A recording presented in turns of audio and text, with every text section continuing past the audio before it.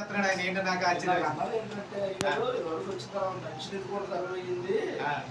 ఇప్పుడు వచ్చేసరికి ఏంటంటే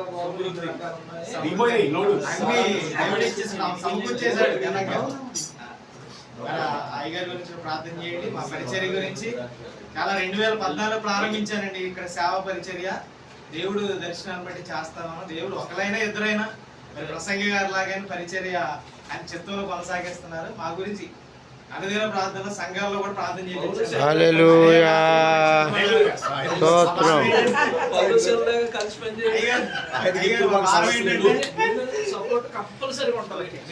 కొంతమంది నన్ను ఈ ఊర్లో 100 మందిని మా డేవిడ్ ఇంకొక బ్రదర్ రాయని కూడా మా సహకారంలో చక్కగా వాళ్ళు అందరం కలిసి ఉంటాం. మేము ఎల్సద్దాయ మినిస్ట్రీ ప్రసంగి గారు అందరం కలిసి కొన్ని ఆత్మరక్షణ ఆడిది భారమే.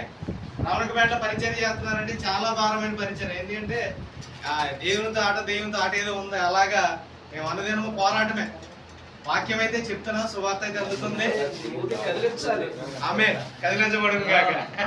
ఓకే, మా గురించి ప్రార్థన చేయండి. మేము వచ్చిన అందరికి అందరం వందనాలు.